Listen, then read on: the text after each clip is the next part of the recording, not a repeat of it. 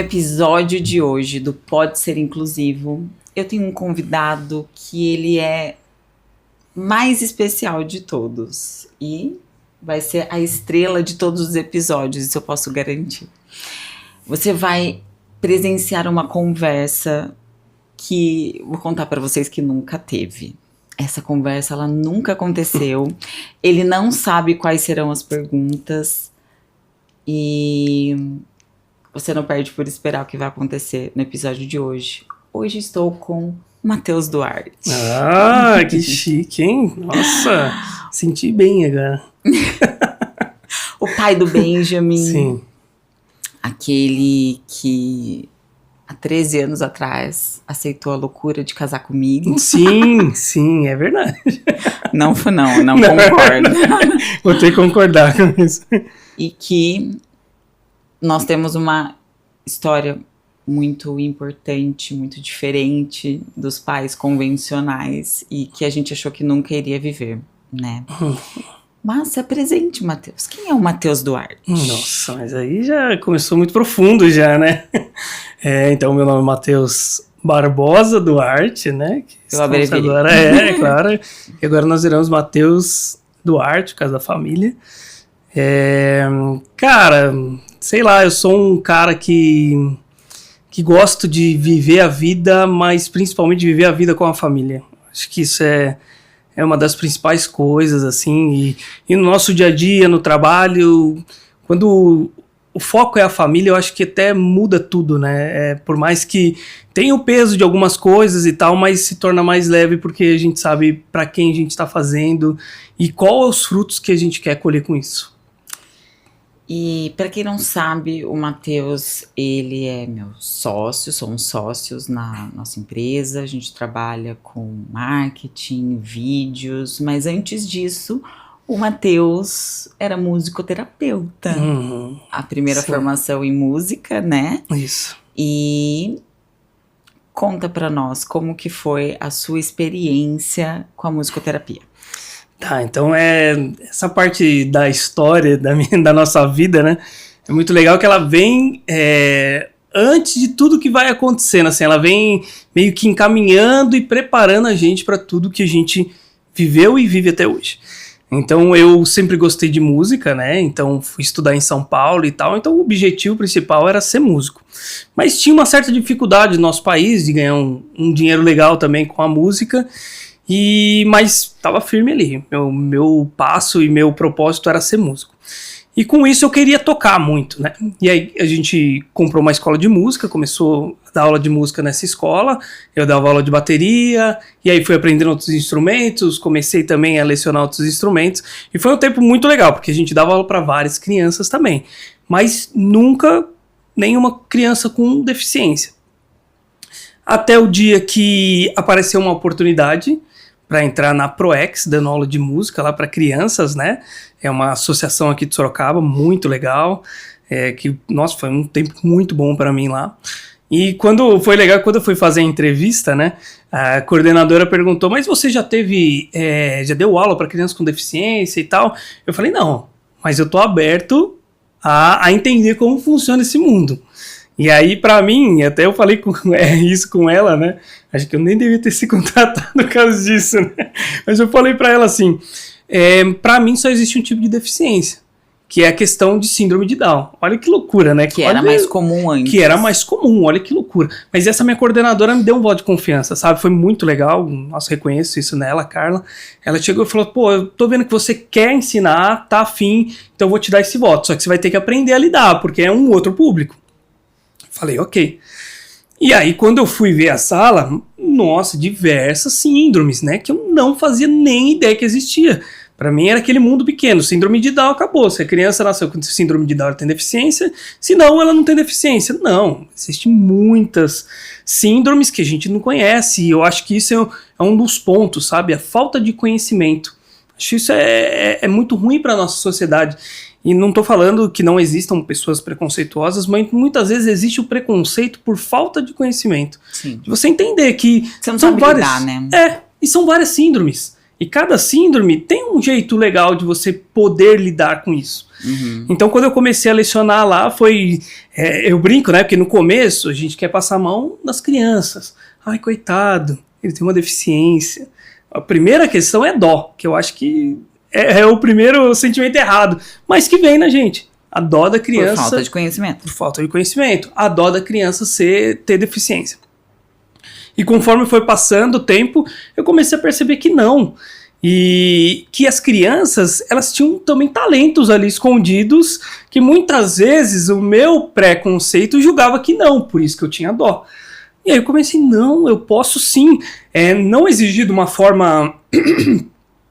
exigir de uma forma errada, de uma forma dura, sem piedade, mas exigir um crescimento, amadurecimento daquela criança na área musical, na parte da vida dela de cognitiva, de movimentos e tudo mais. E aí quando eu comecei a exigir isso, de uma forma, claro, doce e tal, eu comecei a ver as crianças evoluindo.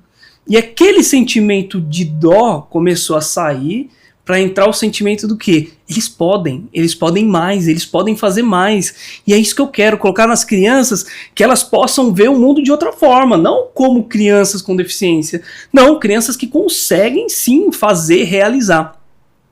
E aí eu comecei a fazer a fanfarra com eles, que era muito legal, porque tinha muitas crianças também com problemas motores. Só que aí eles começaram a pegar e tudo, e a gente trabalhando na conformidade da deficiência da criança, mas não, você consegue, vamos lá, você consegue. E eu sei que isso migrou para uma banda, né? Nós criamos a banda da ProEx, tinha bateria, tinha teclado, tinha baixo e tinha violão. E fora os instrumentos de percussão que a gente colocava no meio também. Então foi muito legal, nós fizemos algumas apresentações. E nossa, pra mim, assim, foi muito gratificante, porque pra quem entrou com dó, ver um resultado, muda totalmente a concepção, fala, não, eles são capazes. Sim. E o bem que isso fez pra eles também, de você pegar a criança ali com deficiência e tocar uma bateria, tendo que movimentar, fazer movimentos muitas vezes que é difícil pra ela. Só que ela tá com alegria fazendo aquilo lá, sabe? Não tem a parte do, ai, que chato, não, é gostoso. E o legal é que quando a gente estava fazendo os ensaios, né, tinha muitas vezes cansaço e tal, mas depois que a criança viu o resultado, que ela se via ali tocando com uma banda, com os amigos dela também, que ela achava também que não teriam condição de tocar, todo mundo tocando, nossa, aí é uma realização de um sonho, porque você sabe que você está mudando várias vidas ali. Não é simplesmente um instrumento, não é simplesmente a música, mas é uma transformação de vida, mostrando para aquelas crianças que elas são capazes. E isso você começou lá em 2016, né? Isso. E a gente recebeu em 2018, em janeiro de 2018, o diagnóstico de que o Benjamin estava, né? Eu estava gestando ele com 13 semanas, que ele tinha onfalocele, então que não seria uma gravidez como foi da Ana Beatriz, né? Como foi para você quando naquele dia a gente recebeu da doutora Camila Holtz o comunicado de que aquela gestação não seria como uma gestação normal?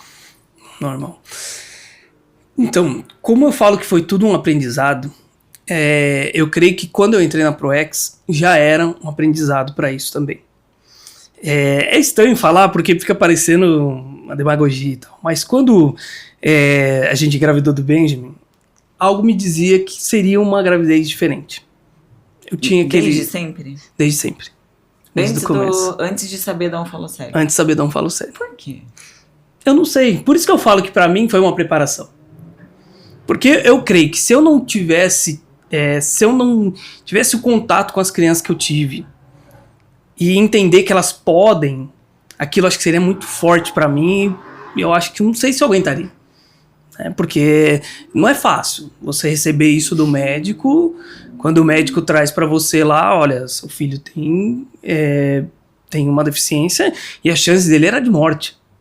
E no caso, era uma malformação, né? Uma malformação que era bem provável a morte.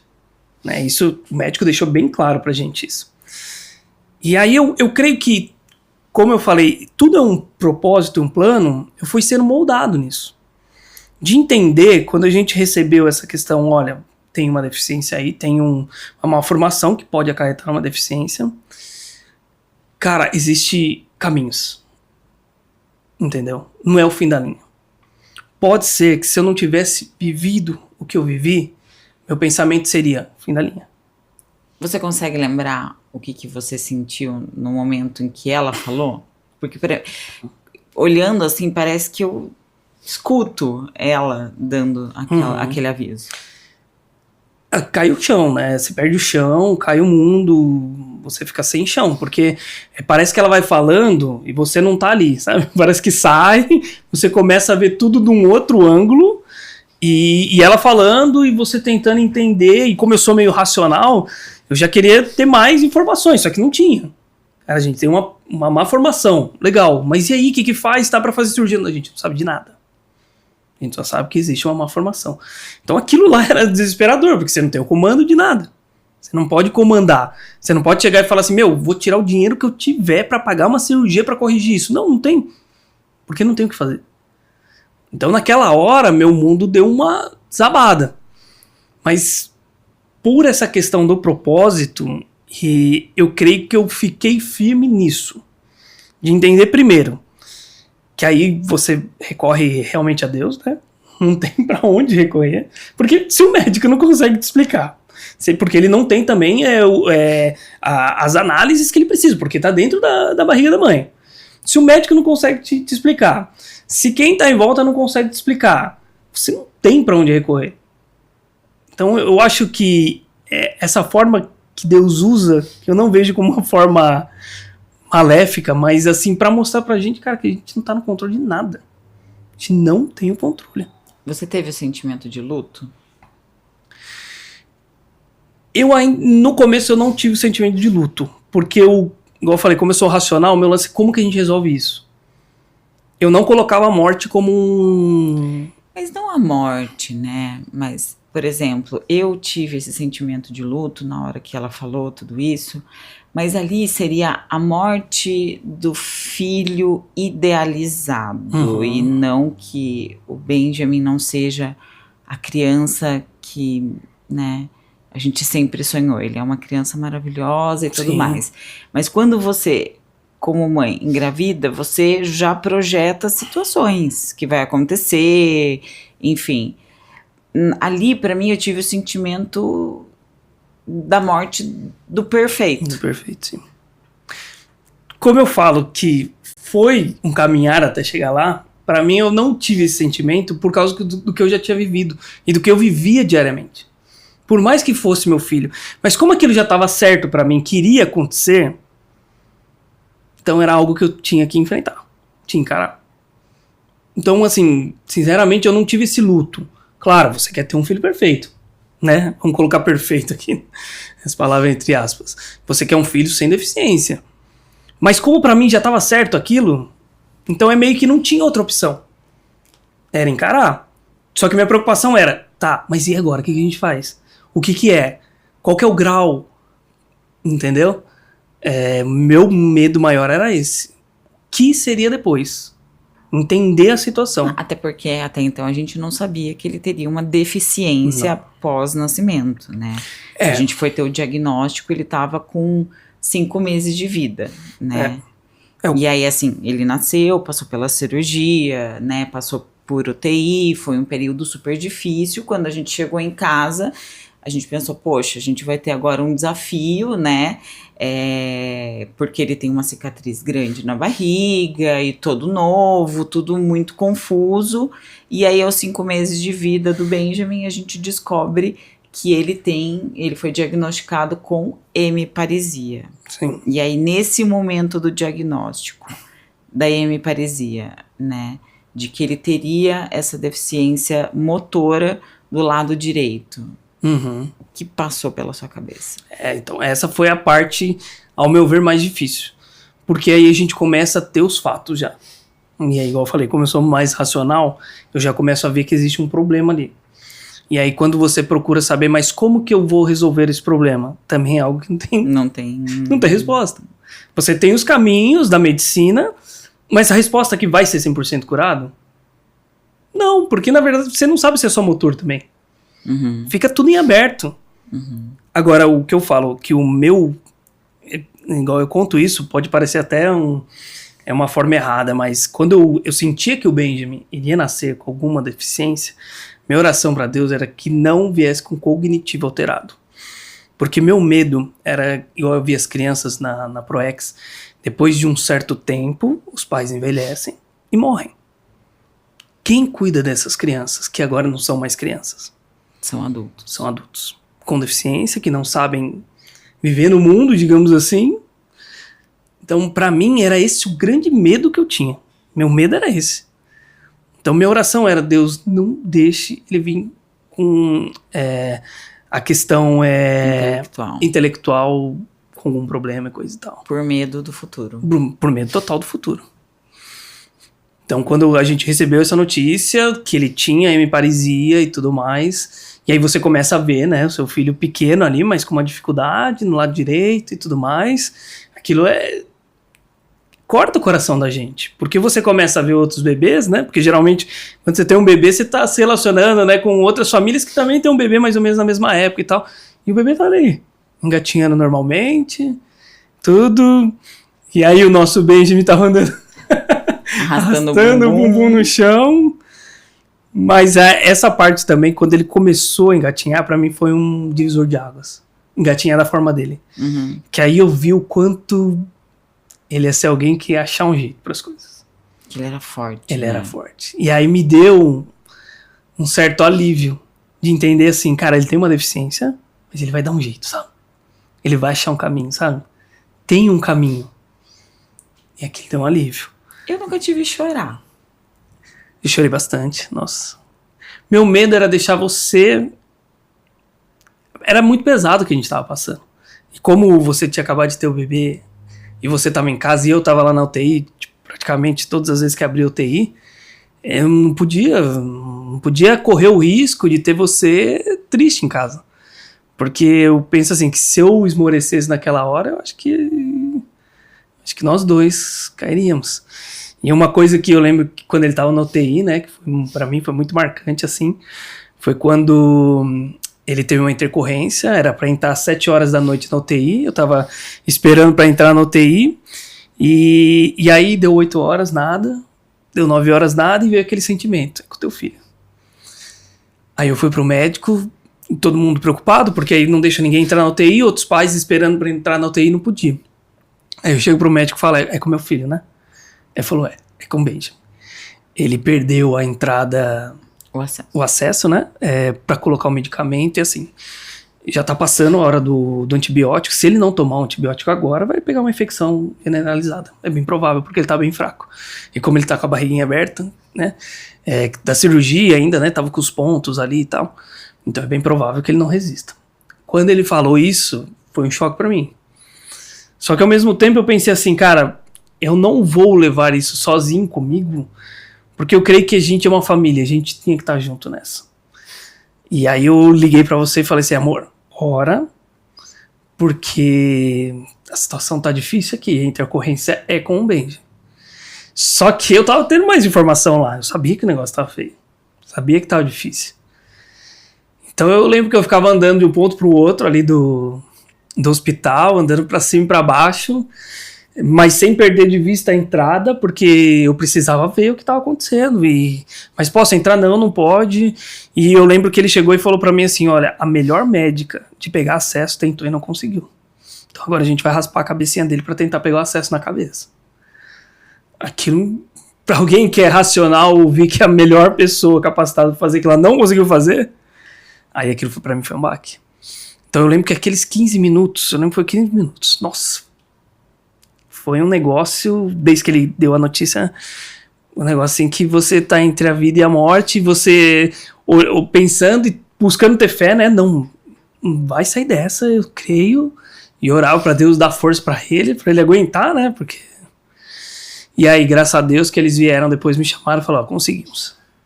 Conseguimos e E aí o Benjamin ficou bem, ficou vivo, né? Mas aquele dia foi muito difícil. Eu lembro que quando eu voltei pra casa aquele dia, eu fui pra... Você tava dormindo já, tava deitada. E a gente já tinha Ana Beatriz, né? Então a gente tava procurando também não mostrar isso pra Ana Beatriz, pra ela não ficar também triste e tal. E aí eu tava sozinho na sala e eu falei assim, falei pra Deus, Deus, se você quiser levar ele, pode levar. Mas eu não quero. Eu não acho que é isso. E eu lembro que eu abri a Bíblia assim, eu falei, vou abrir em qualquer lugar que tivesse. E eu abri a Bíblia no Salmo 118. Nunca tinha lido. E falava assim, o braço direito do Senhor é vitorioso.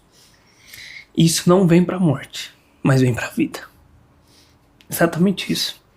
E o que significa bem braço direito? Então quando eu recebi aquela palavra vinda de Deus, realmente, porque não tinha como eu abrir a Bíblia num salmo que batesse assim. Aí foi um momento que eu, assim, chorei bastante, mas aí eu criei. Falei, é pra vida. Não vai morrer. Mas continuava aperto, porque, poxa, a gente não sabia o dia de amanhã, mas deu um ânimo, deu uma fé, assim, a gente fala assim, não vai ser. Ele vai sobreviver. Então, isso foi uma batalha silenciosa que a gente passa ali, né? E a gente, como pai, pô, a gente tem que mostrar a força também. E eu creio que Deus, nessa hora, me deu essa força que eu precisava. Me deu essa força de chegar e falar assim, cara, continua segurando, que eu tô com você, entendeu? E aí a gente passou por tudo isso no hospital e também conheceu pessoas ali, Sim. que estavam passando por coisas que é o nosso julgamento, né? Claro que a dor é individualizada, mas é o nosso pensamento muito piores, né? Uhum. Crianças que faleceram. Eu lembro que quando o Benjamin teve isso, um pouco antes uma criança morreu ali, né, do lado dele. Estava do lado, poderia ter sido. E a gente via a luta daquelas famílias, né? Então a gente brinca até que é uma parte da sociedade que é esquecida, que eu mesmo, antes de ter passado isso com o Benjamin, não sabia que existiam mães ali que ficavam esperando seu filho sair vivo da UTI. Tal, né? A gente não espera, a gente pensa que a gente tá de fora, a gente não entende isso, e não são poucas, né? A gente não entende que tem mães que estavam dormindo ali no hospital, Na cadeira, mas assim, você via a esperança delas. Nossa, o diagnóstico muito pior do que do Benjamin, digamos assim. Diagnóstico realmente de morte, mas a esperança de não vai dar certo. Então não tem como a gente tirar Deus dessa situação. É uma força que vem realmente dele, porque eu penso que se não tivesse tido, é muito difícil a pessoa aguentar. Muito difícil. Você me fez chorar. e aí a gente recebeu o diagnóstico, né, do Benjamin, e ele começou muito cedo, né, fisioterapia, e ele chorava muito, né, era muito difícil para ele, era muito doloroso, né, e eu lembro que aquilo doía muito em mim. E eu lembro de uma vez, e ele já tava, porque ele foi começar a andar com 2 anos e meio, né, e a gente tava na sala de casa. Aí tava a Ana Beatriz, que é a nossa filha mais velha, e a priminha dela brincando. E eu via nele a vontade, o desejo dele ficar em pé para brincar com elas. Sim. E ele não conseguia. Naquele dia, eu, perguntei, poxa vida, como que eu vou lidar, né, com vendo meu filho desejando algo que ele não pode, não tem nada que a gente possa fazer, não tem nada, teoricamente, que alguém pudesse intervir, né? Então, eu convivi muito com o medo do que poderia acontecer, porque cada dia era um dia, cada dia era uma descoberta, né? Médicos diziam pra gente que ele não iria andar, que ele não iria falar, e aí, né, como seria daqui pra frente? E eu também, você do seu lado segurando, eu do meu lado também segurando sentimentos, com medo até de verbalizar tudo aquilo. E começamos a conviver, né, com o Benjamin fora do nosso âmbito familiar, que, entre aspas, era um lugar de proteção. Ele ir para a escolinha, né, ele ir para estar em lugares em que as pessoas começavam a observar a diferença dele, né. Para você, como você enxerga tudo isso? Como é para você ver o olhar dessas pessoas em relação a essa diferença? Então, pra gente, como pai, é realmente difícil, né? Porque, voltando um pouquinho, um dos medos que eu tinha é meu filho não poder jogar bola comigo, né? Era esse um dos medos, né? Que eu falava assim, poxa, quando a gente descobriu a deficiência e tal, né? Que na direita e tal. Falei, poxa, será que ele não vai conseguir chutar uma bola comigo? Né? Será, pô, a gente tem a vontade disso, né? Como pai e tal. Porque eu tenho minhas 2 filhas, amo elas de paixão, mas com elas é brincar de boneca, né? Essas coisas. E com ele. E aí, eu sei que hoje ele consegue chutar essa bola comigo, né? Pra mim é uma vitória, né? Então, assim, sinceramente, eu não penso muito no que as pessoas pensam dele. Eu tento, assim, me preocupar mais com o que ele pensa sobre ele mesmo. Porque as pessoas vão pensar o que elas quiserem. O que elas quiserem. Elas pensam da gente, pensam de todo mundo. É normal. Mas o que ele pensa dele? Então, meu objetivo sempre era falar assim, não, você vai conseguir sim. Ah, papai, não consigo porque minha mão não tá dando. Não. Pô, como não consegue? Mas quando a gente escuta isso, dói. Dói. Quando ele fala assim, meu amiguinho corre mais que eu. Dói. Mas é uma dor de ver ele, assim. Não é uma dor do que as pessoas estão pensando, coisa e tal. É uma dor de ver ele se aceitando, digamos assim. E procurando vencer as debilidades. Como ele venceu quando ele começou a engatinhar, com a bundinha no chão, lá arrastando. Né, quando todo mundo andava, né, com a mãozinha e o joelho, ele tava com a bundinha dele. E ele achou uma forma. Então, o meu pensamento e a minha preocupação é essa. O que o Benjamin pensa sobre ele? Gente, tem hora que ele chega lá com a mãozinha dele, essa mão não funciona. Dói. Mas qual que é o nosso ato nisso? Vai falar que não. Mas se você insistir, ela vai funcionar e vai dar pra fazer. Se não dá pra fazer com a mão, vai ter que fazer com outra coisa. É isso. Então é um desafio, né? É um desafio. Hoje, assim, você também agradece pra caramba a Deus muito pela vida do Benjamin, porque se a gente for pegar lá no começo, o médico até sugeriu o aborto. E a gente insistiu, falou, não, vamos fazer isso não. E aí eu fico imaginando, imagina se tivesse feito. A gente não estaria com o Benjamin hoje. Então, assim, é um motivo de muita alegria. A gente passou por muita coisa, mas hoje é o choro de alívio, sabe? De agradecimento. Tem muita coisa pra passar. Mas é assim, pô, ele tá vencendo. É melhor. Tudo que a gente vive é muito melhor do que a gente pensava que seria, né? Sim. E eu fico. E até o fato da gente ter esse lugar para falar tudo isso é pensar em ter um mundo melhor, um mundo mais amável, Sim. Um mundo que aceite e acolha aquele que não tá dentro do padrão estabelecido, né? Igual eu falei lá no começo, né? Pra mim é muito a falta de conhecimento também. Existe pessoas más? Existe. Em todo lugar, mas falta muito conhecimento de entender quais são essas dificuldades. Não que você tem que ficar agora PhD em saber quais são as síndromes. Mas sabe quais são as dificuldades?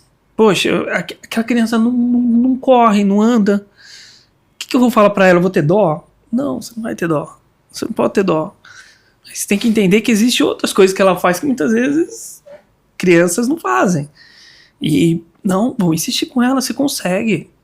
Eu acho que a melhor forma as pessoas tratarem uma criança com deficiência é chegar pra ela e falar, você consegue. Você consegue. Eu acho que essa frase deveria estar com todo mundo que quer ter contato com crianças com deficiência, quer entender um pouco mais sobre esse universo, eu falo pra criança, você consegue. Consegue. Então eu creio que é isso. É isso que a gente passou, né? E passa. Mas a mesma forma que eu tô falando, é muito gratificante ver o Benjamin, assim. Muito gratificante. E eu vejo o poder também da família nisso, né? Das irmãs dele, né? Sim. Das irmãs dele é... A Ana é super protetora. A Ana é super protetora. A Helena, esses dias o menino bateu nele lá, a Helena bateu no menino, né? Então essa questão de irmãos, né? Quanto grato eu fico também, porque ele tem as irmãs também, que estão sempre com ele. Eu lembro uma vez que a Ana chegou e falou, papai, mas tem tanta dó. O B, ele não consegue pegar o lápis. Eu falei, filha, não tenha dó. Mas fala pra ele que ele consegue, incentiva ele, ajuda ele a conseguir. Então assim, hoje ele é um desenhista. Ele desenha super bem com a esquerda, né? A direita a gente continua insistindo com ele, dá pra mexer. Ainda tem as lutas, né? Ele fala que não mexe, não quer mexer. Mas hoje, nossa, quem vê o Benjamin, eu acho que não imagina tudo isso, né? Por trás, né? Eu acho que toda vez que, não para ter dó, igual eu falo, mas para ter conhecimento, toda vez que a gente se deparar com uma criança com deficiência, né, com pessoas com deficiência, entender que existe um caminho por trás de tudo isso bem difícil. E eu creio com o que você está fazendo aqui nesse podcast, trazendo a galera que vive isso, abrindo a consciência das pessoas mesmo. Não para ter dó, gente, não é para ter dó. Mas é para falar assim, existe um mundo que precisa de ajuda também. Potencializar. Entendeu? Existe um mundo. O que eu posso fazer? Com as qualidades que eu tenho, com as virtudes, o que eu posso ajudar essas crianças? Ou essas pessoas que já são adultas e têm deficiência? Ou essas mães que estão passando com essas crianças? O que eu posso fazer com isso? Posso ensinar alguma coisa? Posso ajudar de alguma forma? Como pai, como que você falaria pro seu filho que não tem deficiência e tem um amiguinho na classe dele que tem? Como você instruiria ele? Primeira coisa é justamente estar próximo. Acho que estar próximo é uma coisa muito importante também. Que eu lembro na questão do Benjamin que algumas vezes ele chegou a relatar que ele estava sozinho. Isso pra gente como pai e mãe, nossa, você não quer ver seu filho sozinho. E você não quer que seu filho seja isolado por causa de uma deficiência. Mas igual, continuo falando, não creio que é culpa das crianças, mas falta do conhecimento sobre isso. Então a primeira coisa é não deixar essa criança sozinha. Não, esteja ali do lado. Incentivar o seu filho a estar próximo. Incentivar a estar próximo, a brincar junto. Ah, mas papai ele não consegue fazer, mas tem outras coisas que ele consegue fazer. Mas esteja junto com ele. Esteja ali, sabe? E a outra que eu falo é incentivar. Incentivar não se consegue. O incentivo é muito importante. Qualquer criança, principalmente vindo de outra criança. Uhum. Nós como pais, nós incentivamos e tudo, mas nós somos adultos, né? A criança, quando ela tem um relacionamento com uma outra criança, e essa outra criança, que tem a mesma idade do que ele, fala assim, não, vai lá ver, você consegue, filho. Filho não, né? Mas vai lá, você consegue. É diferente a aceitação. Claro que, igual eu falo, como pais, é muito importante isso, mas como uma outra criança traz isso, ela tem a conexão com a outra criança também, né? Uhum. Então, eu falaria isso, assim. Não tenha dó, né?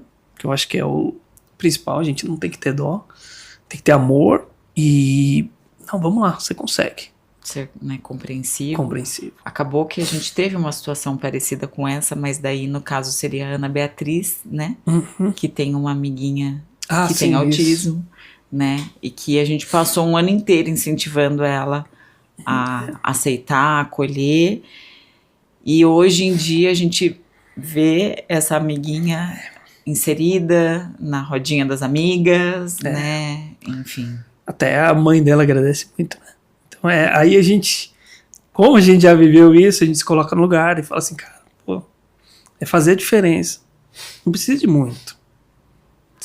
É trazer o amor na linguagem, na explicação e falar Sim. para o seu filho, né, que aquela criança não tem talvez as mesmas habilidades que ele, mas tem outras, e que aquelas habilidades que ele tem dificuldade, aquela criança pode ajudar, Pode. né, pode ajudar a vestir um sapato, né, enfim, são várias, né, formas que você pode demonstrar amor e incentivar, enfim. Sim. Então, eu acho que é isso. Estou Muito emocionada. choro, né? Muito choro.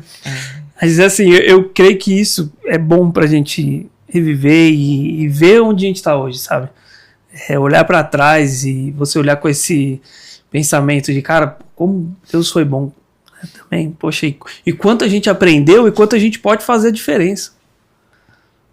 E você falou do futebol, né? E esse ano o Benjamin começou a aula de futebol. Assim. E como foi quando você soube que teria aula de futebol e tudo mais? Eu fiquei muito Gente, feliz. essas coisas o Matheus não conta pra mim, tá? Tô descobrindo tudo aqui na mesa. Vocês estão descobrindo comigo. Ora.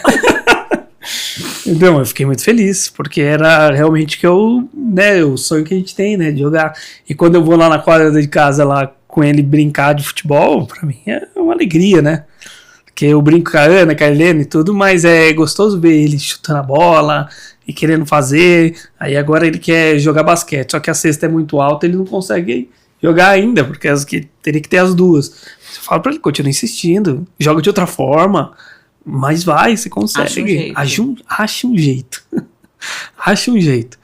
E aí ele vai lá, fica meio bravo, mas então pra mim é delicioso, né? Eu lembro um vídeo que você fez dele chutando pro gol e fazendo gol e mandou pra escola. Nossa, pra mim aquilo lá foi muito gratificante, fiquei muito feliz, assim, foi tipo um troféu, né? Olha meu filho chutando a bola, olha que belezinha. Ah, mas ele não vai ser profissional. Não é isso. Tá tudo bem. Não é isso. A gente tá competindo com a gente mesmo. E quando a gente começa a dar aula, como eu dei aula para crianças com deficiência, você vê aquilo que para criança que não tinha deficiência seria um nada, e você vê para criança com deficiência um salto que você fala, meu Deus, como que ele conseguiu fazer isso? Olha! Caraca, como que ele conseguiu tocar um instrumento? Ele mexeu nossa, mas como assim? E aí você vê... As pequenas conquistas se tornam grandes. E é uma coisa que muitas vezes a gente deixa de ver também nas crianças que não têm, né, a deficiência, as pequenas conquistas, cara. Se alegrar nessas pequenas conquistas, né? Acho que isso é muito importante também, pra questão de deficiência e coisa e tal. O cara se alegra nas pequenas conquistas. Eu lembro que a gente chegava no final do semestre, e aí eu conversava com uma amiga minha que trabalhava junto, né? E aí a gente falando assim, né? Pô, da evolução, porque a criança abriu a boca, ou mexeu a mão, ou conseguiu dar risada, ou conseguiu, na hora da música, bater uma palma, né? Aí eu falei pra ela, cara, quem não vive esse mundo, olhar pra gente vai falar, nossa, mas tão pouco. Mas é tão grande. Foi um passo tão grande, foi um passo tão importante. Então, as pequenas coisas, né? Dar valor às pequenas coisas. Acho que isso muda muito a gente, né? Muito. E você gostaria de deixar alguma mensagem para as pessoas? Olha, a mensagem que eu posso dizer é essa. Procurem ter conhecimento. Divulguem esse podcast. Primeiro, mas primeiro, antes de dar às pessoas, eu gostaria de deixar uma mensagem para você. Né? Uma nova etapa da sua vida. E eu fico muito feliz, sabe? Você, como mãe, poderia ter desanimado com tudo isso. Mas pegou isso e falou, não, cara, quero fazer diferença. Quero fazer diferença nisso.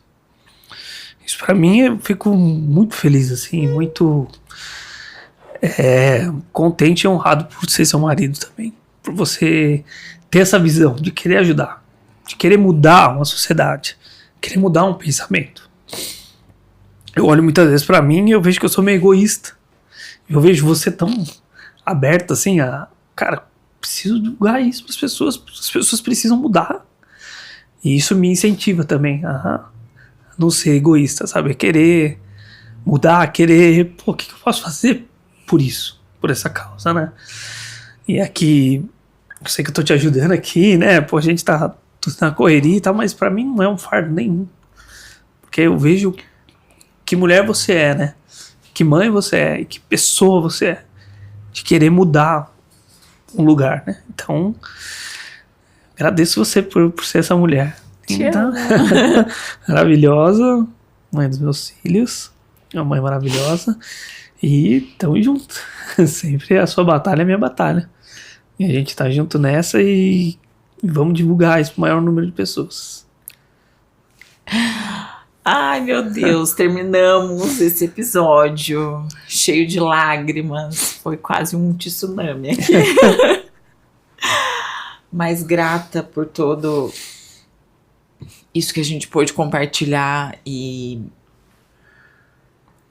tudo isso é realmente para que a gente possa evoluir como pessoa, como sociedade, como, né? E poder proporcionar um mundo cheio de alegria. Sim. Aprendemos com o Dr. Fábio Bozelli. Total. De amor, de acolhimento e aberto para receber aqueles que às vezes são esquecidos. Sim. E muito obrigada a todos que ficaram até aqui. Deixe o seu comentário, né? Compartilhe conosco o que mais marcou você nesse episódio. E obrigada por ter ficado até o final.